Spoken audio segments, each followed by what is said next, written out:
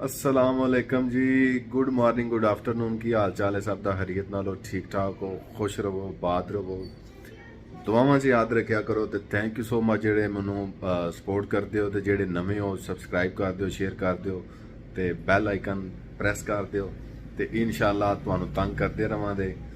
तो पता नहीं किस तरह दी वीडियो अजकल चाढ़ने पे, तो तुहाडी मेहरबानी जेडे बर्दाश्त करते हो, शुक्रिया। तो अजकल ना तो साडे मुल्क का कोई पता लगता है, तो ना ही साडे मौसम अजकल को सही हो रहा है। कभी समझ नहीं आती कि वो टिकटॉक ते सी ना एक कि ठंड नूं ये पुछो कि लत्त रजाई दे विच रखनी है कि रजाई दे बाहर रखनी है, कभी सर्दी लगती कभी गर्मी लगती है। सो अल्लाह पाक खैर करे, मुश्किल मजाजी हर चीज़ जी वक्त के नाल नाल आस्ता आस्ता ठीक हो जाती। असीं भी वड्डे होवांगे तो सियाणे हो जाते इंशाअल्लाह। तो टाइम अज हो गया जे 2:45, तो मैं हुण आया फ्रैश होके, तो अज जाना एक वलीमे ते, उस तो बाद फिर चाह शाह पीवांगे। अज कार्डिमम चले दी इंशाअल्लाह, उम्मीद है रात नूं जे कोई एक टाइम सी। असल च ना मेरा शेड्यूल बड़ा अजीब जिहा है। साडा जिहड़ा इलाका है ना, असी थोड़ा जिहा, मैं सोशल वर्कर भी हाँ, फिर मैनू परिया पंचायत समझते हो, परिया पंचायत है, लोगों के मसले मसाइल छोटे मोटे असी जिहड़ा ना अपने इलाके च फिर हल करते रहने। तो वो कभी किसी का कोई थाने का मसला होंदा है, किसी का कोई फैमिली मैटर होंदा है, किसी का कोई जगह का तनाज़ा होंदा है। सो कोई ना कोई किधरे ना किधरे आन जान लगा ही रहता है। फिर उस वजह तो थोड़ी जी रूटीन डिस्टर्ब हो जाती है। फिर कि हुण तुहानू की शेयर करिए, अज सारा दिन किसी का मसला सी, वो यह मसला सी, इस तरह राजीनामा लगे रहे करन या इस तरह, वो फिर व्लॉग जिहड़ा ना डिस्टर्ब हो जाता है। तो लेकिन मेरा किसी टाइम दिल करता है कि वो चीज़ तुहाडे नाल शेयर की जाए, अपना पर्सनल एक्सपीरियंस जिहड़ा है कि अजकल मसाइल किहड़े ने ज़्यादा, तो घरां दे फैमिली मियाँ बीवी के मसले मसाइल हो जाते हैं। फिर उस तो बाद जगह के मामलात तनाज़ा जिहड़ा है, क्योंकि ज्यों ज्यों महंगाई वधदी है, गुरबत वधदी है, फिर लड़ाइयाँ झगड़े ज़्यादा हो जाते हैं, भुख पै जाती है, बर्दाश्त घट हो जाती है, तो काम खराब हो जाता है। अजे तो शुक्र है गर्मी नहीं, जो गर्मी होंदी तो पता नहीं की होना सी, फिर लोगों का दिमाग भी खराब हो जाना। सो मेरे अज 2 मिनट तो ज़्यादा हो गया क्लिप। तो तुसां कहना अज भाई ने बस लैक्चर देना, सानू को वहाना नहीं, ना कोई रोटी वहा रहे ने, ना कोई खिला रहे ने।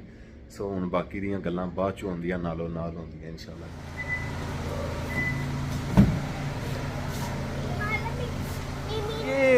बज्जो बज्जो बज्जो, अच्छा बज्जो जानी आई थी जी नानों के घर, और उसके साथ साथ हैं सेठ साहब। सेठ साहब, सेठ साहब, सेठ साहब इधर देखो।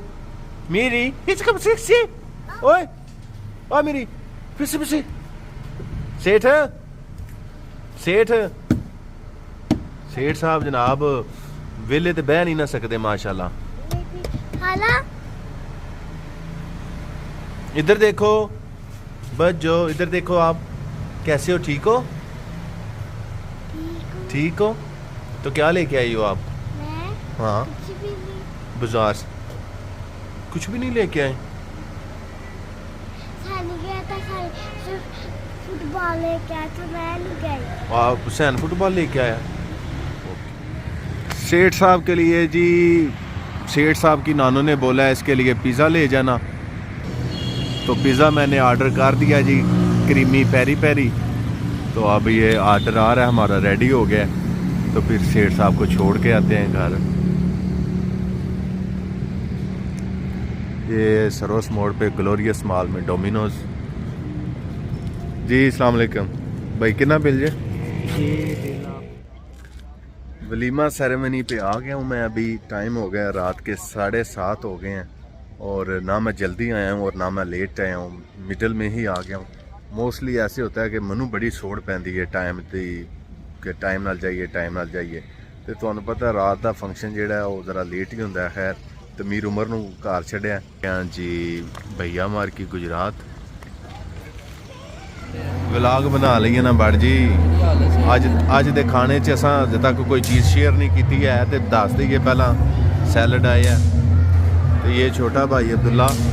हाँ जी भट्ट साहब, ठीक ठाक हो? मैं 7 बजे आया तो तुसी रोटी खोलन लगी तो फिर आए हो तुसी, हैं? यह गल अच्छी नहीं है। हाँ जी राजा लियास, की हाल है? सेहत भी है ठीक है माशाल्लाह। तो ब्याह तो नहीं आए? ब्याह ते आए हैं? अच्छा अच्छा।